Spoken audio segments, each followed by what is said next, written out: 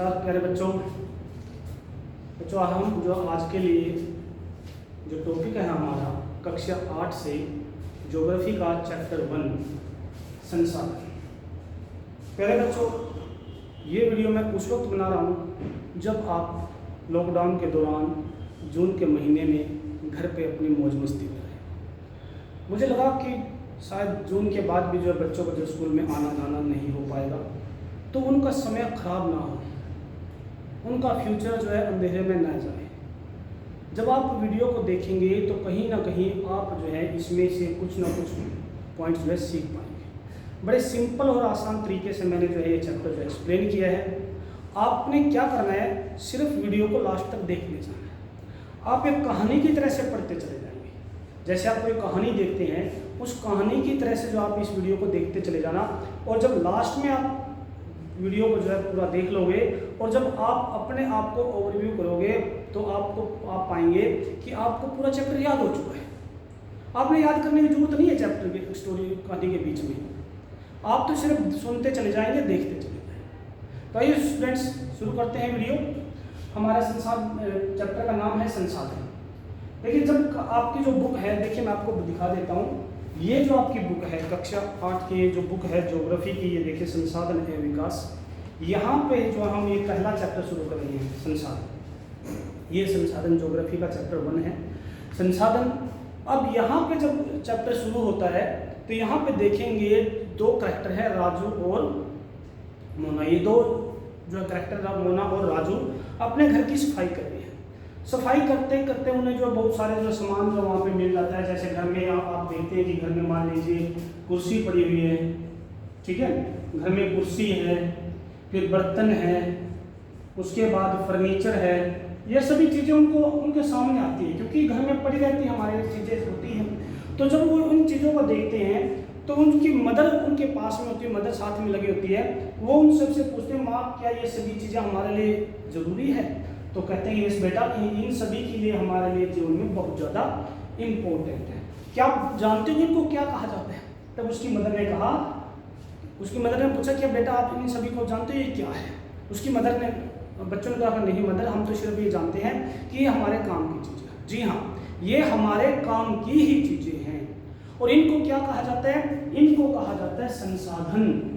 संसाधन कहा। अब बच्चों के मन में आया कि संसाधन क्या होते हैं, रिसोर्स क्या होते हैं। इंग्लिश में इसको रिसोर्स बोलेंगे। बच्चों के मन में आया कि रिसोर्स क्या है, संसाधन क्या है। तो उसकी मदर ने बताया कि बेटा आपने कहा कि ये सभी चीज़ें हमारे काम के आने वाली है, हम इनका यूटिलाइज करते हैं, हमारे ज़रूरतों को पूरा करती है।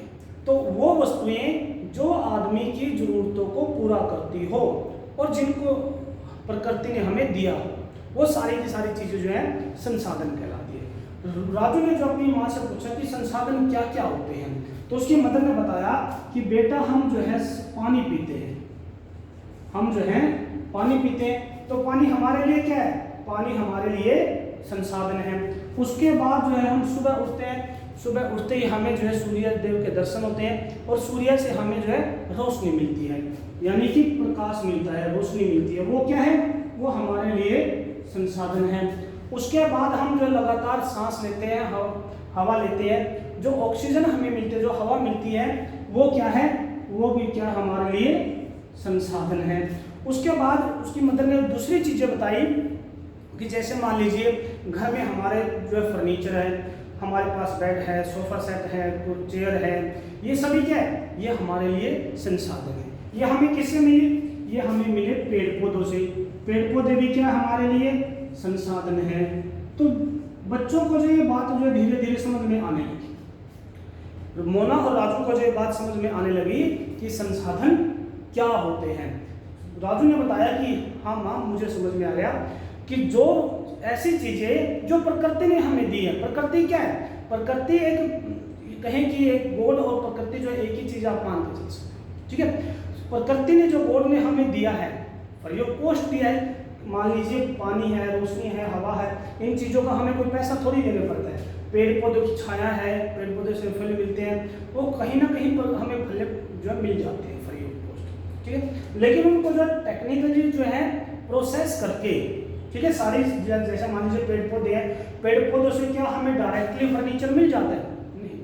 एक पेड़ है, वो पेड़ हमारे लिए संसाधन है, हमें ऑक्सीजन दे रहा है, छाया दे रहा है, वो तो दे दी, लेकिन उसके बाद उस पेड़ से हमें फर्नीचर लेना है तो उसको जो है टेक्निकली तकनीक के द्वारा जो है प्रोसेस करके हम जो है फर्नीचर बना लेते हैं। तो इस प्रकार जो बच्चों को समझ में आ जाता है कि संसाधन क्या होते हैं। तो मैं भी बच्चों आपसे फिर बता देता हूँ कि संसाधन क्या होते हैं, कि वो पदार्थ, वो वस्तुएं जिनको प्रकृति ने हमें दिया है और मूल्यवान होते हैं। एक और शब्द जोड़ा यहाँ पे, मूल्यवान। हर संसाधन जो है मूल्यवान होता है। अब मूल्यवान क्या है, यानी कि उसकी कीमत होती है मूल्यवान। मूल्यवान किस प्रकार से, दो तरह से, ठीक है। एक तो आर्थिक रूप से, एक तो संसाधन जो है आर्थिक रूप से मूल्यवान होगा। दूसरा क्या है, हमारे जो है, जैसे बात करें हवा की, अब हवा हमारे लिए आर्थिक रूप से मूल्यवान नहीं है, उसका हमारे लिए इमोशनली या मान लीजिए कहें कि शारीरिक रूप से वो हमारे लिए बहुत ज़्यादा उपयोगी है। तो कोई भी संसाधन है, चाहे वो प्राकृतिक हो या प्राकृतिक हो, वो हमारे लिए मूल्यवान है, आर्थिक रूप से, शारीरिक रूप से और आध्यात्मिक रूप से वो हमारे लिए उपयोगी होते हैं। उसके बाद उसकी मतलब ने बताया कि संसाधन जो है अलग अलग प्रकार के होते हैं बेटा। कौन कौन से प्रकार के, एक होते हैं प्राकृतिक और एक होते हैं मानव निर्मित। मानव भी खुद जो है एक संसाधन है। आपसे क्वेश्चन पूछा जा सकता है कि क्या मानव एक संसाधन है? जी हाँ, मानव भी अपने आप में एक संसाधन है, क्योंकि मानव सभी संसाधनों का प्रयोग करता है और तभी जो है वो संसाधन बनते हैं, इसलिए मानव भी क्या है कि संसाधन है। तो कुछ संसाधन होते हैं मानव निर्मित और कुछ संसाधन होते हैं प्राकृतिक, जो हमें प्रकृति ने दी है। मानव निर्मित की बात करें, जैसे मान लीजिए स्कूल है, स्कूल, रेलवे, सड़कें, ये सभी क्या है, ये सभी जो है हमारे मानव निर्मित संसाधन है। प्राकृतिक संसाधन की बात करें, प्राकृतिक में क्या है, जैसे मान लीजिए नदियां हैं, नदियां, हवा, पानी, ये सभी क्या है, ये सभी प्राकृतिक संसाधन है। उसके बाद पेड़ पौधे आ जाते हैं हमारे, पेड़ पौधे, ये सभी बेटा हमारे जो है प्राकृतिक संसाधन हैं, ठीक है। आज हम इस वीडियो में केवल और केवल प्राकृतिक संसाधनों के बारे में पढ़ेंगे। यहां तक की बातें आपको समझ में आ गई होगी, ठीक है। तो आज हम पढ़ेंगे प्राकृतिक संसाधन क्या है। प्रकृति द्वारा दी गई बहुमूल्य वस्तुएं जो मानव की जरूरतों को पूरा करें। प्रकृति द्वारा दी गई बहुमूल्य वस्तुएं जो मानव की जरूरतों को पूरा करें, प्राकृतिक संसाधन कहलाते हैं। आगे हम प्राकृतिक संसाधनों को जो है कितने भागों में बांट सकते हैं? प्राकृतिक संसाधनों को हम जो है 4 भागों में बांट सकते हैं। सबसे पहले आते हैं नवीकरणीय संसाधन। नवीकरणीय संसाधन क्या होते हैं? नवीकरण का मतलब होता है नए, जो नए बन जाते हो, ठीक है। नए बनने का मतलब क्या हुआ कि मान लीजिए जो अपने आप अपनी प्रोसेस में जो है लगातार कंटिन्यू जो है चलते रहते हैं, बनते रहते हैं, जो कभी खत्म न होने वाले हो। वैसे तो खत्म होने की कगार पर पहुंच जाएंगे, क्योंकि मानव जो है बेतहाशा जो है सभी संसाधनों का प्रयोग कर रहा है। अब जैसे पानी की बात करें, पानी क्या है? पानी एक नवीकरणीय संसाधन है, लेकिन उसके बावजूद भी हम देखते हैं कि पानी की समस्या जो है हमारे सामने जो बढ़ती जा रही है। शुद्ध पीने योग्य पानी की समस्या बढ़ती जा रही है, क्योंकि मानव जो है लगातार जो है पानी का बहुत ज़्यादा दुरुपयोग कर रहा है। तो एक तो नवीकरणीय संसाधन ये हो गए, ऐसे संसाधन जो अपने आप जो है नवीन हो जाते हैं, उनका निर्माण जल्दी हो जाता है किसी प्राकृतिक प्रक्रिया के द्वारा, नवीकरणीय संसाधन कहलाते हैं। इसमें क्या क्या आएंगे? इसमें जो है हवा, पानी, सौर ऊर्जा, ठीक है, ये सभी क्या है?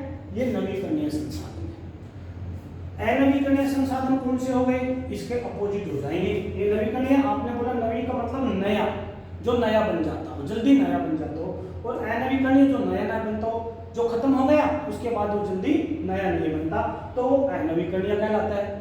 अनवीकरणीय हम देखेंगे उदाहरण, बिल्कुल आप अपने घर पे एग्जाम्पल देख सकते हो। आपने के घर में जो लकड़ी है, आपने उस लकड़ी को जला दिया, क्या वही लकड़ी दोबारा से बन पाएगी? सेम लकड़ी नहीं बन पाएगी, ठीक है। आप घर में जो है, आपके घर में जो है एलपीजी का जो सिलेंडर है, रसोई गैस का जो सिलेंडर रखा है, आप वो लेके आते हैं। उसमें जो है हमारी माता जो खाना बनाती है तो महीने के अंदर या 2 महीने के अंदर जो सिलेंडर खत्म हो जाता है। तो वो जो गैस खत्म हो गई वो क्या है, वो अनवीकरणीय संसाधन है। एलपीजी हमारे लिए क्या है, एलपीजी हमारे लिए प्राकृतिक संसाधन है जो हमें पृथ्वी के नीचे से मिलता है, खनिज के रूप में मिलता है, और ये अनवीकरणीय है जो खत्म हो जाता है, दोबारा से उसी फॉर्म में बनने में उसे हजारों करोड़ों साल का समय लगेगा। तो इसमें अनवीकरणीय में क्या क्या आ जाएंगे, जैसे पेट्रोल आ जाएगा, पेट्रोलियम जिसको हम बोल रहे हैं, ठीक है, पेट्रोलियम, एलपीजी,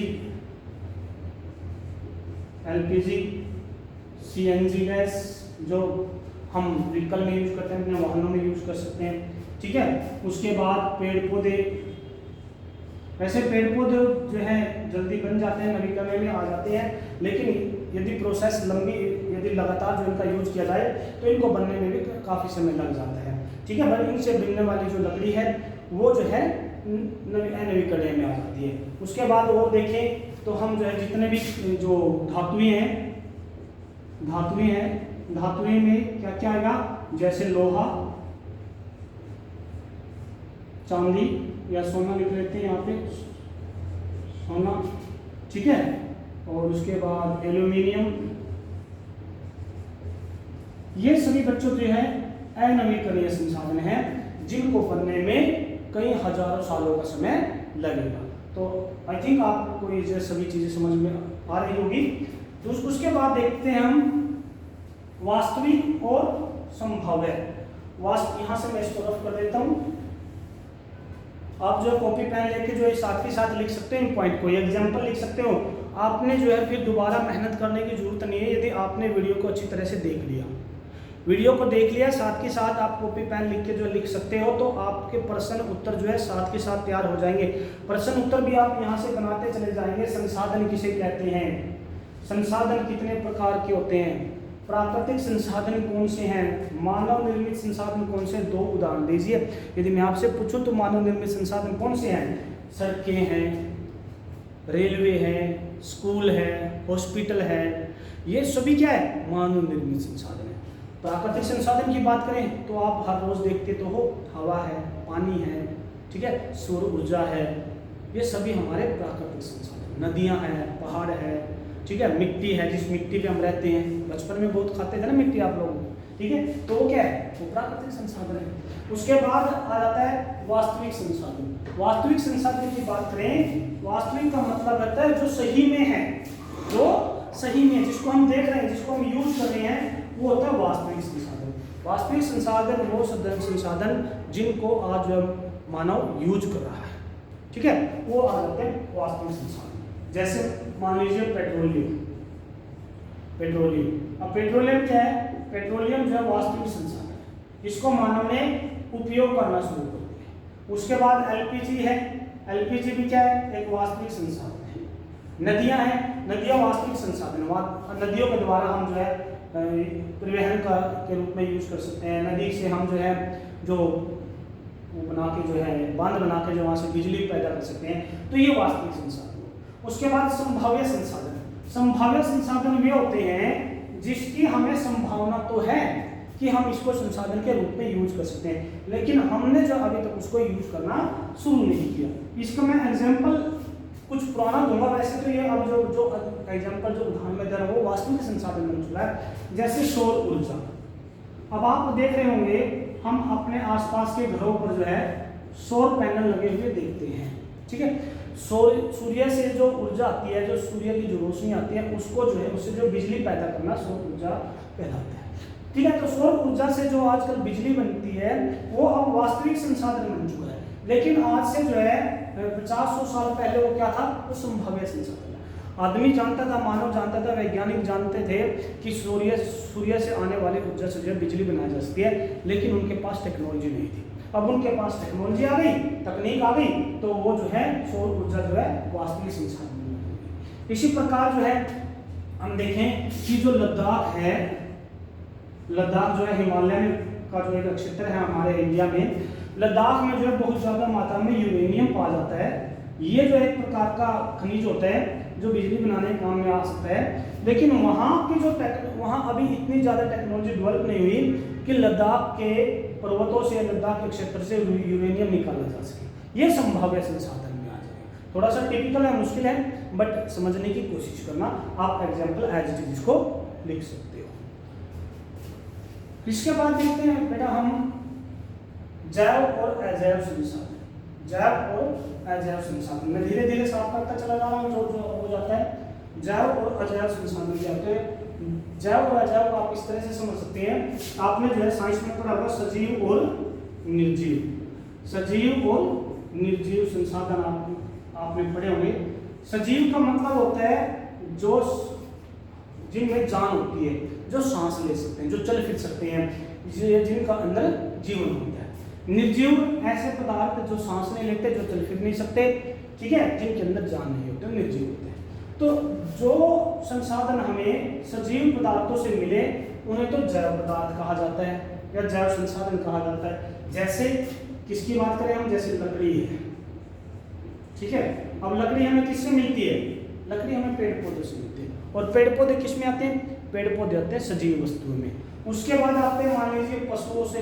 पशुओं से मिलने वाले जितने भी वस्तुएं हैं, मान लीजिए हमें दूध है, दूध हमें किससे मिलता है? पशुओं से मिलता है। तो पशु हमारे लिए क्या है? संसाधन है, ठीक है। फिर उसके बाद हम बात करते हैं पेट्रोल की, पेट्रोल या डीजल की।